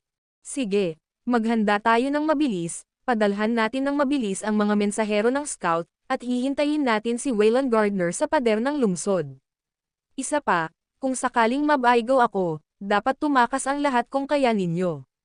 Opo, walang pag-aalinlang ang tugon ng lahat, mabilis na nagpadala ng mga mensahero palabas ng lungsod, pagkatapos ay silang 3, kasama ang mga opisyal sibil at militar, ay pumunta sa mga pader ng South City. Simula nang matanggap ang balita na aatake si Waylon Gardner, na-activate na ang National Protection Formation ng Dragon City. Sarado ang lahat ng 8 gate ng lungsod, kaya hindi maaaring pumasok at lumabas. Samantala, ang mga sundalong nagtatanggol ay hindi nakaistasyon sa mga pader kundi nakakalat sa buong lungsod, pinapakalma at pinipigilan ang mga tao. Dahil hindi makakatulong ang pagbabantay sa mga pader, kaya mas makabubuting mapanatili ang batas at kaayusan ng lungsod. Sa mga pader ng lungsod, dinala ang mga upuang Taishi, inihanda ang mga mesa, at personal na nagsalin ng tsaa si Chancellor Fall of 8,000 Autumns. Samantala, sina Yusuf Zok at Parker Burger ay nakisali sa isang laro ng chess ng may malaking interes, kung saan paminsan-minsan ay nagbibigay ng mga mungkahi si Charles Gardner dahil si Parker Burger ay pambihirang magaling sa chess. Lumakas ang hangin pagsapit ng takip-silim, na lumikha ng kaunting kaguluhan sa loob ng lungsod, ngunit sa labas ay nakakakilabot ang katahimikan. Sa sandaling iyon, biglang lumitaw ang isang alon sa kawalan, na sinundan ng isang malaking pagbukas ng portal. Sa pamamagitan ng portal, Nakita ni na Yusuf Zok at ng iba pa ang libu-libong sundalo, at sa unahan ay nakatayo si Wayland Gardner, hawak ang Raging Fire Saber at nakasuot ng fire scale armor. Tay, dumating na ang tatay ko. Nang inig si Charles Gardner sa buong katawan. Ang video na ito ay edited by Herban Storytelling. Kabanata 1837 Pagharap sa labanan. Sa napakalaking pintuang espasyo-panahon, ang mga sundalo ng pangkat ni Wayland Gardner ay dumagsa na parang mga pagtaas at pagbaba ng tubig.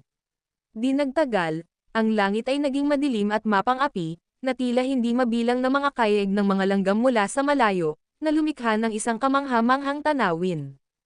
Kinubkob ang Dragon City, mahigpit na tinatakan na kahit isang patak ng tubig ay walang makatakas.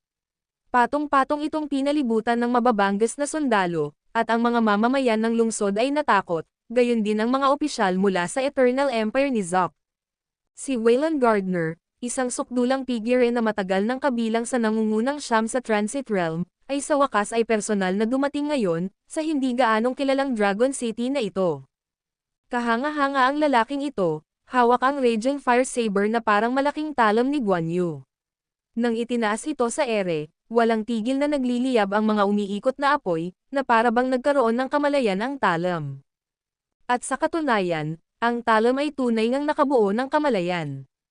Ang Raging Fire Saber, kasama ang nakapaloob nitong Raging Fire World Destroying Blade, ay matagal nang nagsilang ng isang sword spirit, na nagtataglay ng kamalayan at pag-iisip, o masasabing bahagi ito mismo ni Wayland Gardner.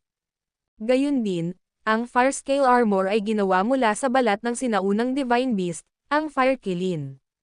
Hindi lang iisang Fire Kilin, sinasabing gawa ito mula sa pinakamatibay na bahagi ng maraming Fire Kilin na pinagsama-sama. Apoy ang sandata ni Wayland Gardner, ang kanyang katangian. At sa pader ng lungsod, yumuko si Charles Gardner, hindi nang ahas na tumingin sa kanyang ama.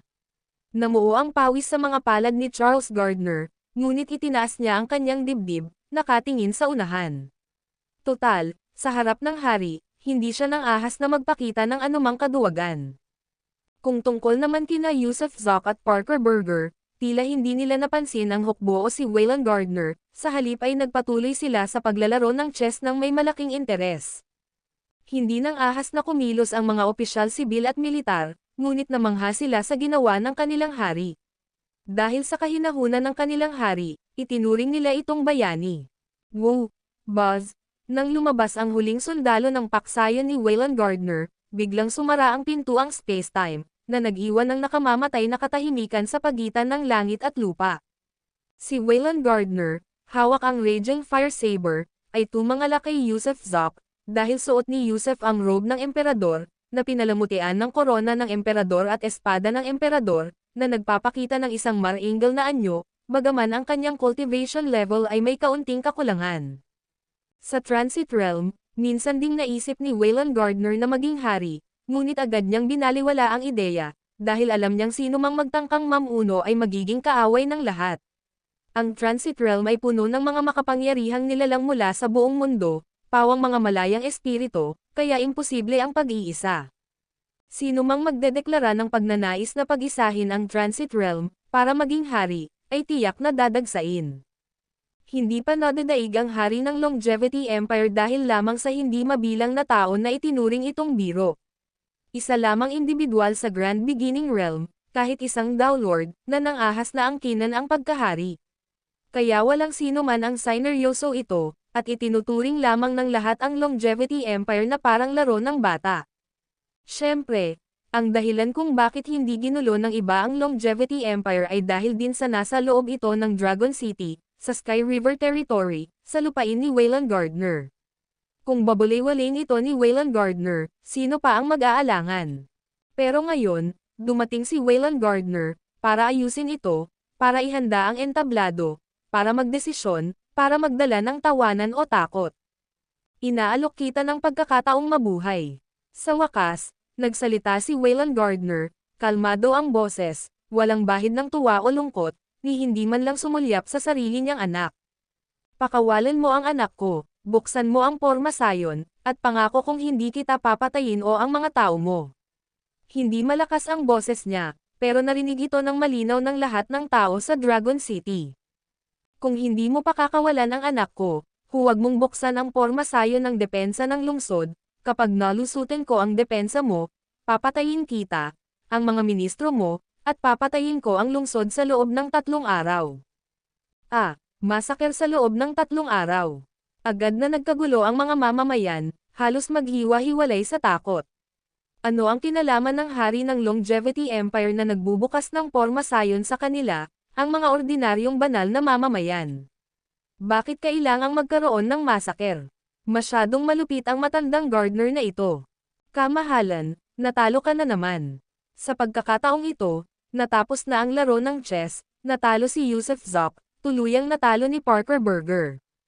Sa totoo lang, ang taong ito na sumasaliksik sa The Book of Changes, ay maaaring ang pinakamatalino sa mundo, gaya ng inamin ni Yusuf Zoc na wala siyang kapantay. May ngiting mapait, tumayo siya at sa wakas ay tumingin kay Waylon Gardner na may hawak na raging fire saber, at malakas na nagpahayag, "Waylon Gardner, tumigil ka na sa pagtangkang takutin ang mga tao, walang saysay ito. Nandito ako, mukha ba akong taong susugal sa buhay ng aking mga kababayan?" Malakas ang kanyang boses, at malinaw itong narinig ng lahat sa lungsod. Simula nang maitatag ko ang Longevity Empire, lahat ng nasa loob ng kaharian ng Jake ay ang pinakamamahal kong mga tao. Natural lang, dapat kong protektahan ang kanilang buhay, siguraduhing mamumuhay sila ng masagana, at hindi ko hahayaang apihin sila ng iba. Kaya nga, hindi ako sumasang-ayon sa mga kondisyon mo. Pero pwede tayong mag-usap, biglang ngumiti si Yusuf. Sige, anong pag-uusapan natin? Bigla ring ngumiti si Waylon Gardner.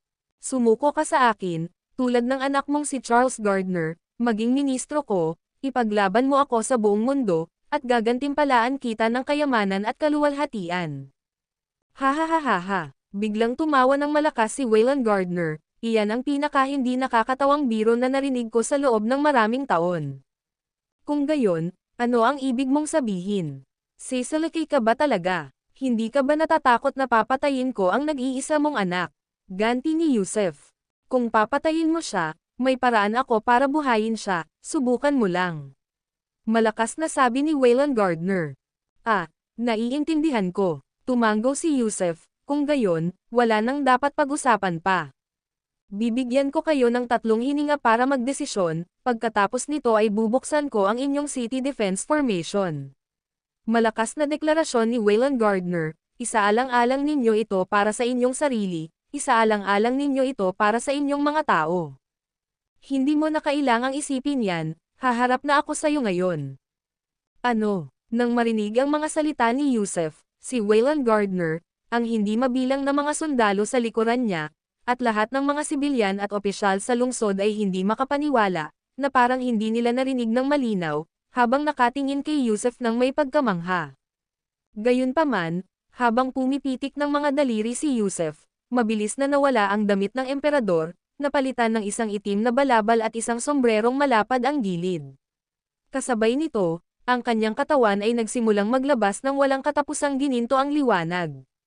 Buzz buzz buzz, buzz buzz buzz, habang lumilitaw ang gininto ang liwanag, ang dragon ng kabilang baybayin na suot ang kanyang dantian ay naging isang agos ng hangin, na patuloy na umiikot sa kanya. Ito ang gininto ang katawan. Hindi, ito ang undying gold body. Diyos ko, paano pa kaya may isang taong may undying gold body sa mundo? Paano niya ito nakamit? May sumigaw, nakilala ang undying gold body ni Yusuf Zoc. Biglang pamitik ang mga daliri ni Yusuf, na lumikha ng butas sa City Defense Formation, at lumabas siya. Talagang lumabas siya, hayagang ipinahayag ang kanyang intensyon na komprontahin si Waylon Gardner. Sa sandaling ito, maging si Waylon Gardner ay natigilan. Hindi niya inaasahan na ang kabilang panig ay may hawak na undying gold body, isang malaking istorbo, halos walang talo sa depensa. Gayunpaman, hinangaan din niya ang katapangan ng lalaki dahil sa kanyang pangangahas na harapin siya, ang kanyang katapangan na labanan siya. Sa tingin mo ba ang pagkakaroon ng undying gold body ay nagpapa-immortal sa iyo? Haha, talagang nang-ahas kang lumabas, kung gayon ipapakita ko sa iyo kung ano ang ibig sabihin ng mabuhay ng mas masahol pa sa kamatayan. Biglang tumawa ng malakas si Waylon Gardner, dahil kahit na may undying gold body, napakalaki ng agwat sa pagitan nila. Ang video na ito ay edited by Urban Storytelling. Kabanata 1838 ganap na paghahari. Nakaharap ni Yusuf Zoc si Waylon Gardner sa isang labanan, isang pangyayaring walang dad ang yumanig sa buong Transit Realm. Mahalagang tandaan na, sa lungsod ng Dragon City, hindi mabilang na mga especially iya mula sa iba't ibang paksayon, sekta, o pamilya ang mahigpit na nagbabantay sa Longevity Empire. Kaya naman, nang dumating si Waylon Gardner kasama ang isang makapangyarihang hukbo, ang bawat hakbang ng labanan ni Yusuf Zoc ay mabilis na naipabatid ng mga especially iyang iyon. Ang ilan ay naglakas loob pang ang umakyat sa tuktok ng matataas na gusali, at kumuha ng mga bowl ang kristal upang itala ang nalalapit na labanan. Tunay nga, kahit kulang sa makabagong teknolohiya ang Transit Realm, mayroon pa ring synchronized sound transmission at recording crystal ball ang mga cultivator. Dahil sa mga crystal ball na iyon, sabay-sabay na nasaksihan ng mga tao ang mga live na kaganapan kahit saan pa sila kalayo. Sa Transient City, sa loob ng Kishan Pavilion, 7 elder ang sabay-sabay na huminga ng malalim. Ang taong ito ay may undying gold body. Sa kasamaang palad, hindi natin nararamdaman ang energy aura ng Gangchi Dragon. Mukhang may mga pekana talaga siya. Pero hindi niya kayang tapatan si Waylon Gardner, di ba? Kahit hindi siya mapatay agad ni Waylon Gardner, siguradong kaya niya siyang hulihin at pinuhin. Tingnan natin kung may mga bagong teknik o divine skills na naimbento si Waylon Gardner sa mga nakalipas na taon. Habang pinapanood ng Kishan Pavilion ang livestream ng Crystal Ball, nagmamasid din ang ibang mga paksayon sa Transient City. Halimbawa, ang isang paksayon na tinatawag na Shushui Palace, isang alyansang binuo ng 3 babae, ay pantay na isang superpower. Bukod dito, ang Bune Residence, Eximon Clan, Martial House, bukod sa iba pa, at maraming kilalang paksayon, ay sabay-sabay na nagtipon upang masaksihan ang nalalapit na labanan sa Dragon City.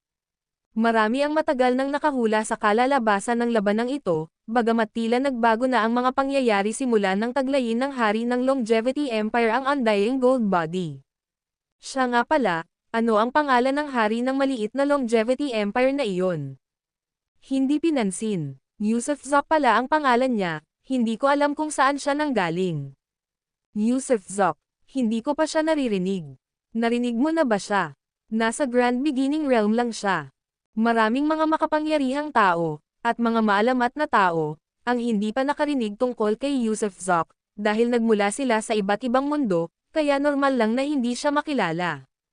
Gayunpaman, nalaman nila ngayon, anuman ang kapalaran ni Yusuf Zoc, ang kanyang mga aksyon ay sapat na upang maging pangunahing balita sa Transit Realm, na naaalala ng hindi mabilang na tao bilang Yusuf Zoc. Tuldok-tuldok-tuldok. Samantala, sa itaas ng Dragon City, tumawa si Waylon Gardner. Bagamat nakita niyang kapansin-pansin ang Undying Gold Body, kailangan lang itong tignan muli, marami siyang paraan para mawala ito. Sinusunog ng nagngangalit na apoy ang langit, pagharang sa bukirin. Kasabay ng isang ugong, sa wakas ay nakakilos si Waylon Gardner, bahagyang nanginginig ang kanyang katawan nang biglang lumitaw ang isang kislap ng apoy sa kalangitan, na bumubuo ng isang napakalaking bilog ng apoy, na nakakatakot ang tindi, na bumalot sa kanyang kaharian sa isang iglap. Masasabing sa matataas na kaharian, ang simpleng paggamit ng isang kaharian ay maaaring pumatay ng isang kalaban ng daan-daan, o kahit 1,000 beses. Ang mga individual na nasa mababang kaharian ay hindi kayang gumalaw sa loob ng presensya ng isang mataas na kaharian. Tingnan mo, gumawa siya ng hakbang. Hindi mabilang na mga pangkat ang nanood sa eksenang ito sa pamamagitan ng bowl ang kristal, pidgel ang hininga para makita kung paano ito babaguhin ng hari ng Longevity Empire. Si Yusuf Zoc ay tunay ngang naselyuhan sa loob ng bilog ng apoy, ang kaharian sa loob ay tunay na napakalaki, na nakakulong sa kanya na parang isang kumunoy, na siyang dahilan kung bakit siya nawalan ng kapangyarihan. Pero sino siya? Siya ang matandang demonyong si Yusuf Zoc, ang mismong hindi kailanman nahawakan ng hari ng demonyo. Paano siya mapipigilan ng simpleng pagpapakitang gilas ni Waylon Gardner? Nang hindi ginagamit ang Epoch Etching Blade o ang Hellgod's Arrow, isang marahang pag-alog lang ng kanyang katawan ang Sam-Iris sa kaharian na siyang nagpakulong sa kanya sa kapangyarihan ng kabilang baybayin. Tunay nga, Ang kapangyarihan ng kabilang baybayin ang pinakamalakas na pag-iral, ang pinagmumulan ng kapangyarihan, kaya ang pagkakagapos nito ay hindi kayang ikulong si Yusuf Zok. Tingnan mo, gumagalaw siya. Ano ba yung kapangyarihang dumadaloy sa katawan niya, na sumisira sa pagharang ni Wayland Gardner sa larangan? Nakakapanabak ito, tila may mga kasanayan ang hari ng Longevity Empire. Oo, talagang may kakayahan siya, kung maglalakas loob siyang sumugod, patunay iyon ng kanyang kakayahan. Tingnan ninyo, talagang gumagawa na ng paraan si Wayland Gardner. Kasabay ng isang iglap, nang makawala si Yusuf Zok mula sa pagkakahawak ng kaharian, biglang umatake rin si Wayland Gardner, ang kanyang Fiery Flame Greatsword ay humawi mula sa kalangitan, nagpakawala ng isang flame blade sa kawalan, na tumutok kay Yusuf Zok. Naantig ang hindi mabilang na mga manunood, ramdam ng mga naroon ang kilabot ng talam, na ginamit ni Wayland Gardner ng buong lakas, isang suntok na hindi kayang tiisin ng mga ordinaryong Dowlord. Hindi, walang nang ahas na makatiis sa hiwa na ito, dahil hindi lamang nito taglay ang mabangis na kapangyarihan ng elementong apoy, kundi pati na rin ang anting-anting na daw. Isang hiwa ng Heavenly Daw, katulad ng kulog ng Heavenly Daw na tumatama sa isang krus sa kapigatian, nakapantay o higit pa sa kapangyarihan gamit ang isang nakatagong anting-anteng. Naramdaman ng mga nasa Dragon City ang takot sa hiwa, ngunit nadama naman ng mga makapangyarihang nasa labas ang lakas nito at tinimbang ang kanilang mga pagkakataon, pinag-iisipan ang kanilang kapalaran kung haharapin ang hiwa na ito. Kaya ba nila itong tiisin? Kaya ba nilang umiwas? O kaya ba'y sila'y mabibiyak hanggang kamatayan?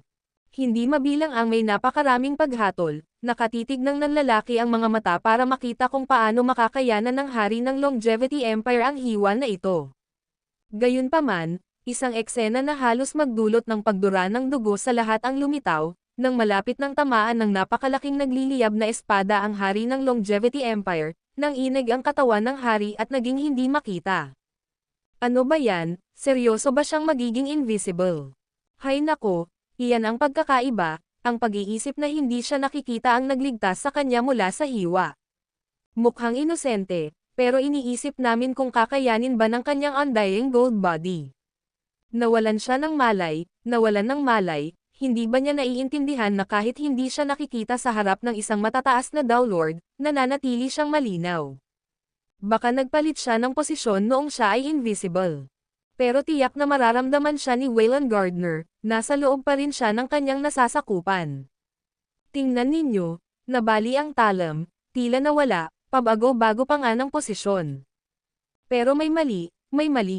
Anong hindi tama? Tingnan mo si Wayland Gardner, mukhang naghahanap siya.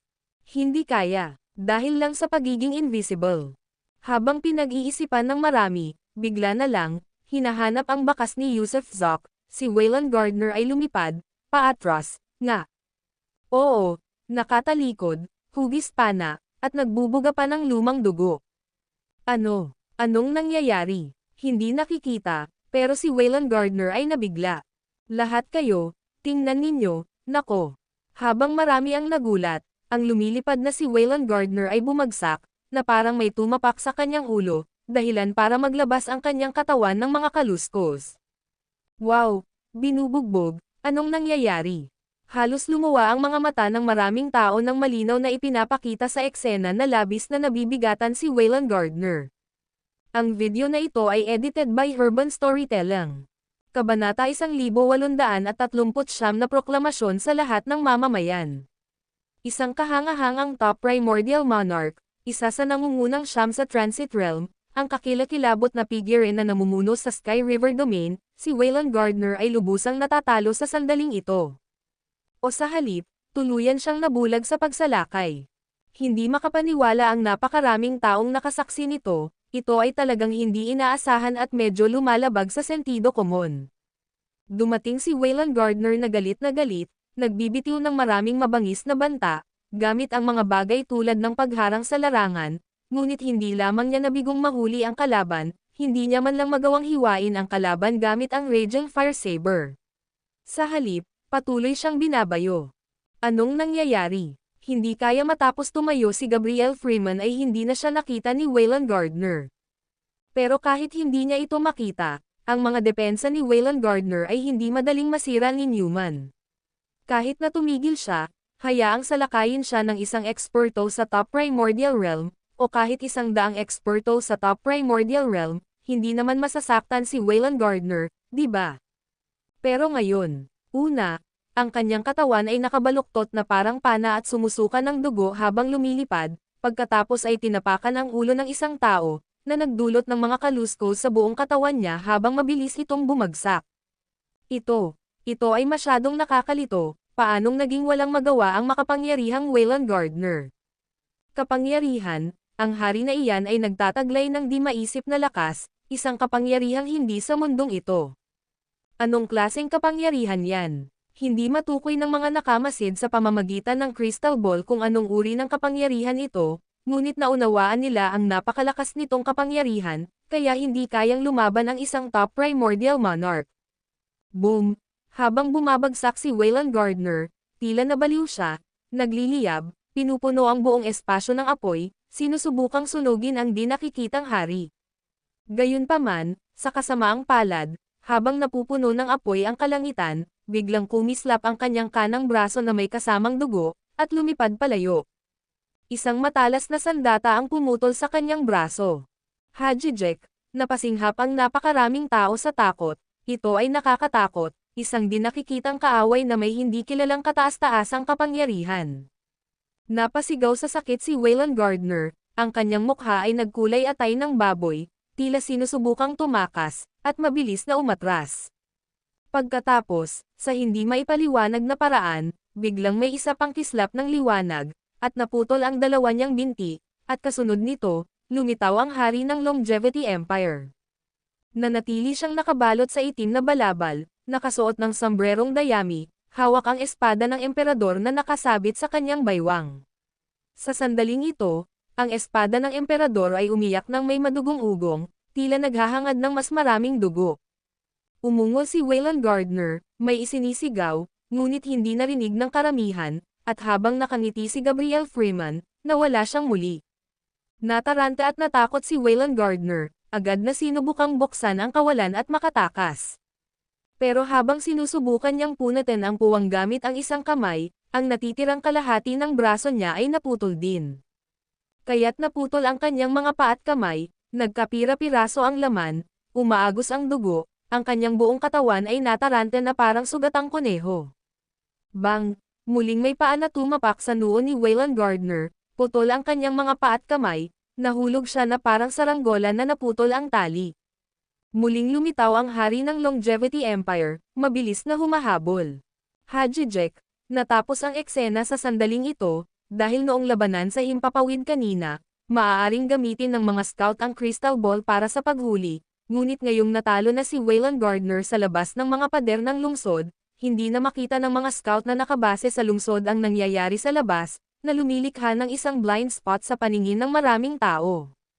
Ang lahat ng matataas na kapangyarihan na nanunood nito ay nagbigay ng galit na utos, habang ang mga mapanghamong scout ay patuloy na nag-uulat ng tumpak tungkol sa sitwasyon sa ilalim ng mga pader ng lungsod. Gayunpaman, sino ang nang-ahas tumalon sa mga pader ng lungsod? Puro mga opisyal sibil at militar lamang ang nasa mga pader, kahit mga sundalo ay wala, kaya't ang mga nag-iispiyang iyon ay hindi tiyak na makita ang nangyayari sa ilalim ng mga pader, ni mahulaan ang mga paparating na pangyayari. Ano nga ba ang eksaktong nangyayari? Paano ito nangyari? Ang hari ng Longevity Empire na iyon ay maaaring maging hindi nakikita, nagtataglay ng isang undying gold body, at isang kakilakilabot na kapangyarihan, habang ang pagiging hindi nakikita ay hindi siya makikita kahit ng isang top primordial monarch. Nakakatakot talaga, minamaliit namin siya. Sa sandaling ito, hindi mabilang na mga kapangyarihan ang nagtapos na minamaliit nila ang hari ng Longevity Empire noon, inakala nilang biro lang iyon, na hinahangad ng hari ang sarili niyang kamatayan, na baliw ang hari. Ngunit hindi naman talaga siya baliw, hawak niya ang kapangyarihang ito. Isang kahangahangang eksperto, napakalakas niya kahit hindi pa siya nagiging monarka, paano kung maging isa nga siya? Hindi na mabilang ang mga taong nang-ahas pang mag-isip pa, dahil nararamdaman nila ang lumalaking krisis. Ang Longevity Empire ay nagtatag na ngayon ng isang rehimen sa Transit Realm, inaangkin ang pagkahari, at hindi maiiwasang nagpaplano ng pagpapalawak ng teritoryo pagkatapos maitatag ang bansa, ibig sabihin lahat ng tao sa Transit Realm ay maaaring maging sakop ng hari na iyon. Lahat kayo, tumingin kayo dali. Habang nag-iisip ng husto ang mga may kapangyarihan, bigla, sa pamamagitan ng Crystal Ball, nakita nila ang mga opisyal sibil at militar na nasa ibabaw ng mga pader ng lungsod ng Longevity Empire na biglang lumuhad, maging sina Parker Burger at Charles Gardner ay lumuhad din. Matalino, tumalon ang hari ng Longevity Empire sa mga pader ng lungsod, automatikong umatras ang balabal at sombrero, muling niyakap ng Imperial Robe ang kanyang katawan, pagkatapos ay nang kumislap ang kanyang noo, iminulat niya ang isang ikatlong mata, na naglabas ng puting liwanag. Bang bang bang bang bang, hindi mabilang na mga tao sa itaas ng mga bubong na palihim na nagre-record gamit ang mga bowl ang kristal ang sabay-sabay na sumabog ang kanilang mga aparato, na siyang nagtapos sa panunood. Sige, nang sumigaw si Yusuf Zok ng, sayang, palihim na natamba sa takot ang lahat ng nagre-record, bumagsak sa lupa, pagkatapos ay lumuhad sa mga kalye, hindi gumagalaw. Samantala, ang libo-libo sa kalangitan ay lumuhad din, yumuyuko kay Yusuf Zok. Itinaas ni Yusuf Zok ang kanyang mga kamay, habang tumatawa ng malakas. Mabilis na nagpulong ang iba't ibang pangunahing puwersa ng Transient City, kasama ang mga pinuno ng iba pang pangunahing domain, agad na sinuri ang sitwasyon, at naghanda ng mga kaukulang estratehiya, dahil malinaw na malapit nang magpalat ng kamay ang Sky River Domain. At tama ang kanilang haka-haka, ang Sky River Domain ay nagpalit nga ng kamay, sa loob ng 10 araw pagkatapos ng labanan ni Yusuf Zok kay Waylon Gardner, lahat ng mga Panginoon ng lungsod ng Sky River Domain ay napalitan, ang Gardner sect ay nabuwag, lahat ng mga eksperto nito ay sumali sa Longevity Empire. Bukod pa rito, naglabas ang Longevity Empire ng liham sa lahat ng tao, isang atas na nagpapalam sa mundo. Idineklara nito na ang hari ng Longevity Empire ay malugod na tinatanggap ang mga ambisyosong individual na sumali sa Longevity Empire, upang lumikha ng mga dakilang tagumpay at katalinuhan. Kasabay ng pag-anunsyo ng pagkakatatag ng bansa, isang serye ng mga atas ang inilabas, na nagtatatag ngayon sa Transit Realm bilang unang taon ng Eternal Era. Siyempre, hindi lang nalaman ng buong Transit Realm ang tungkol sa liham sa lahat ng tao kundi alam din nilang sumali si Waylon Gardner sa Longevity Empire, na ginawaran ng titulong Protector Duke. Sumuko si Waylon Gardner, at naging sakop. Gayunpaman, sa sandaling ito, tumigil ang lahat sa pagtutuon ng pansin sa pagsuko ng kakilakilabot na figurang ito, sa halip, lahat ng mata ay nabaling sa huling nilalaman ng liham sa lahat ng tao.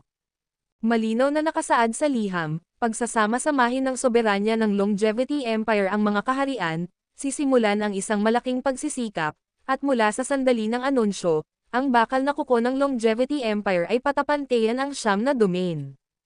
Lalo na ang huling pangungusap na nagsasabing, ang mga nakakaintindi ng panahon ay mga bayani, aling domain ang susunod na mapapalevel. Ang video na ito ay edited by Herban Storytelling. Kabanata 1840 sorpresa sa kanila. Habang minamadali ng Longevity Empire ang pagsasama ng Sky River Domain at naglabas ng iba't ibang mga utos, ang iba pang mga pangunahing kapangyarihan sa Transit Realm ay hindi gaanong tumugon, ngunit ang iba pang 6 na domain ay medyo tensyonado. Sa 9 na nasasakupan ng Transit Realm, 7 lamang ang ganap na pinamamahalaan. Ngayong nasakop na ang Sky River Domain at naitatag na ang isang bansa, ipinahayag ng Longevity Empire sa proklamasyon nito na pag-isahin ang Transit Realm. Bagamat ito ay napakabaliw at mayabang na dominanti, kahit na ang Sky River Domain ay bumagsak na, ang iba pang 6 na domain ay maaaring hindi rin makatagal dito, kaya ang pinakatensyonado ay ang iba pang 6 na domain, at sa mga ito, ang domain na katabi ng Sky River Domain, ang Green Mountain Domain, ang pinakakinatatakutan. Ang Green Mountain Domain ang pinakamaliit sa 7 domain, na matatagpuan sa ibaba ng agos ng Sky River Basin.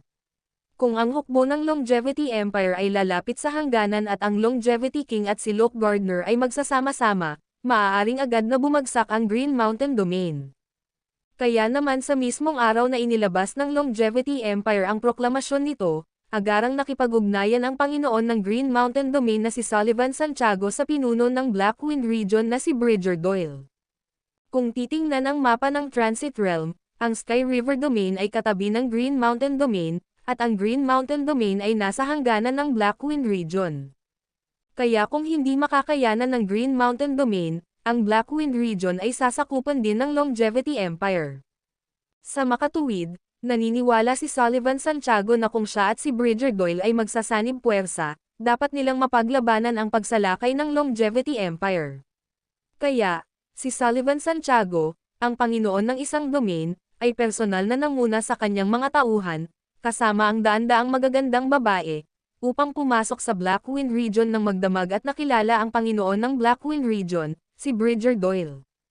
Ang Panginoon ng rehiyon ng itim na hangin, si Bridger Doyle, ay nagsimula bilang isang tulisan, ang kanyang mga pagsalakay at pandarambong ay lumawak, at kalaunan ay sinakop ang lahat ng teritoryo ng rehiyon ng itim na hangin. Pagkatapos, lahat ng mga Panginoon ng lungsod ay kanyang mga tao, at ang mga banal na mamamayan ay nagbabayad ng buwis sa kanya, si Bridger Doyle. Hindi nagtatag si Bridger Doyle ng anumang sekta o angkan ngunit pinanatili niya ang pangalang ginamit niya noong panahon ng kanyang pagiging bandido, na siyang Blackwind Village. Siya ang Panginoon ng Blackwind Village at ang Panginoon ng Blackwind Region. Madaling ipagtanggol ang Blackwind Village at mahirap salakayin, dahil binabantayan niya ang mga pangunahing posisyon sa tanawin. Si Bridger Doyle ay isa ring kataas-taasang Dowlord, at maging ang lakas ng kanyang mga nasasakupan ay bahagyang nahihigitan ang lakas ni Luke Gardner ng Sky River Domain. Pagdating ni Sullivan Santiago ng gabi, ang pangunahing bulwagan ng Blackwind Village ay nagdaraos ng isang salo-salo na may 6 o 700 katao, at ang Panginoon ng Blackwind Village na si Bridger Doyle ay tumatawa ng malakas. Gayunpaman, nang pumasok si Sullivan Santiago na may dalang mga regalo at kagandahan, tumahimik ang bulwagan. Si Sullivan Santiago ay isa ring kahanga-hangang tao, kung hindi niya maaaring mapag-isa ang Green Mountain Domain. Ngunit alam din niya na kailangan niyang humingi ng tulong kay Bridger Doyle ngayon. Gayunpaman, nagulat si Sullivan Santiago nang matuklasan na sa Blackwind Region na ito sa ilalim ni Bridger Doyle, mayroong mahigit 100 Supreme Dowlords sa malaking bulwagan, bawat isa ay may aura na hindi mas mahina kaysa sa kanya.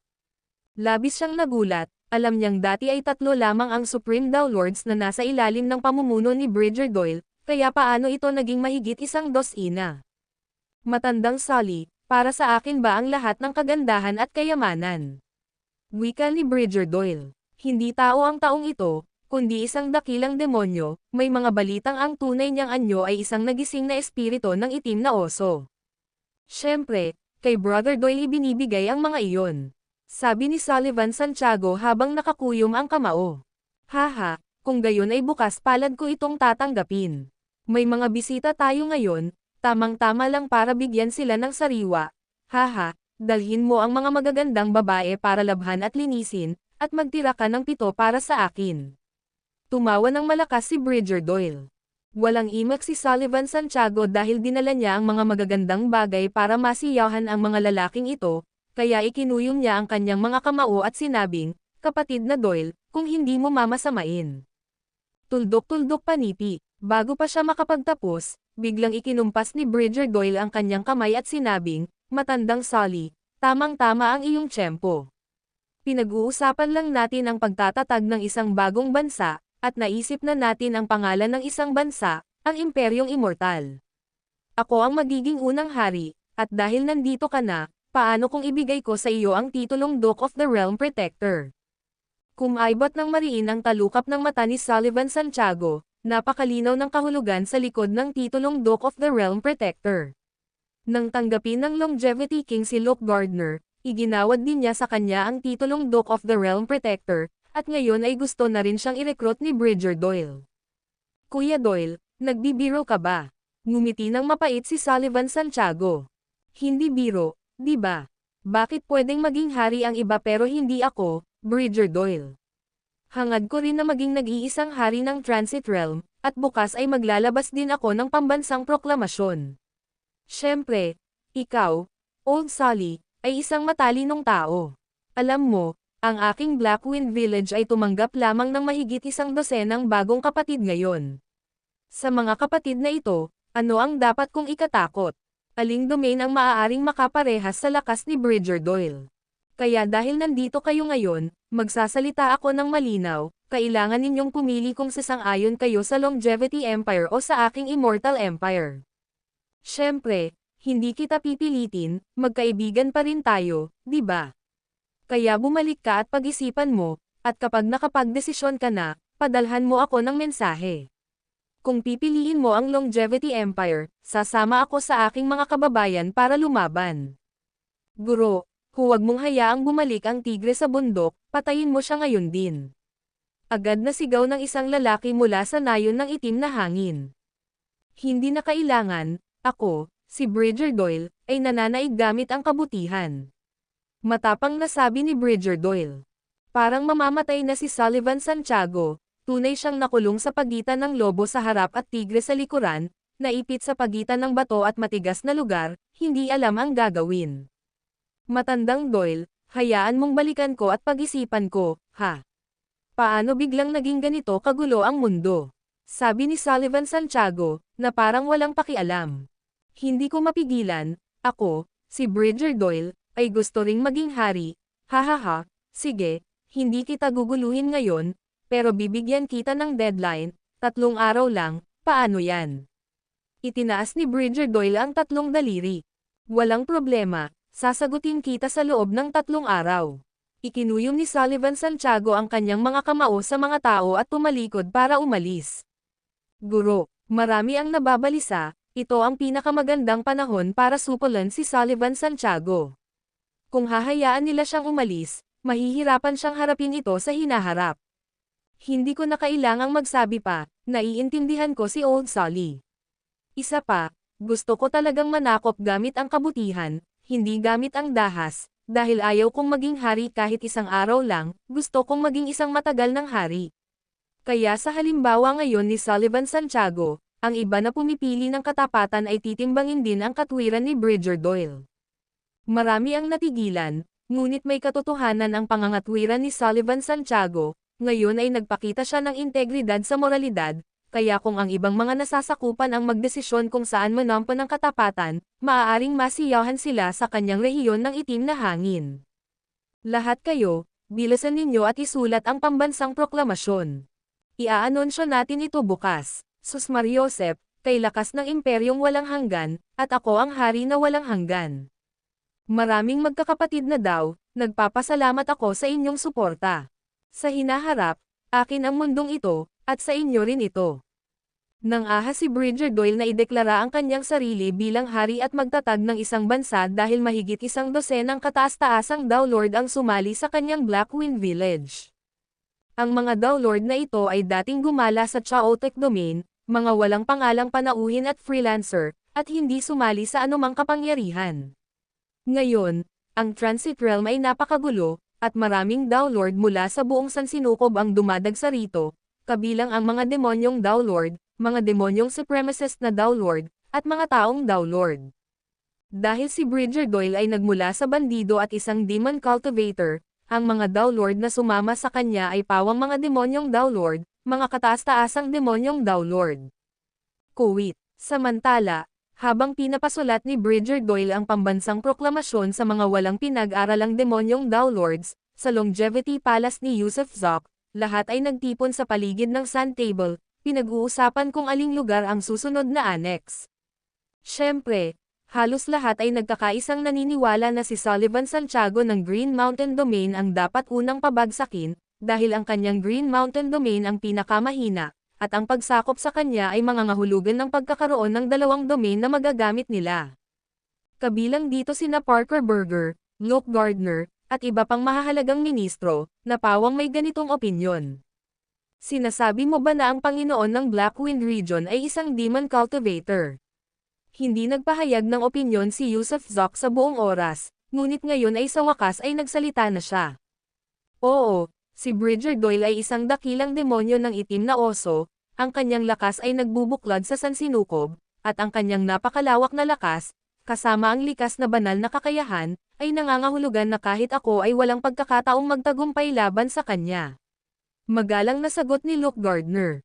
Hey, kung gayon na pagdesisyonan na, maaaring hindi kalakihan ang aking mga kakayahan bilang hari, Ngunit ang aking kakayahang mangolekta ng mga halimaw ay kinikilala bilang pinakamahusay sa mundo, kaya bigyan natin ng sorpresa ang Black Wind Region, ang Transit Realm, ha?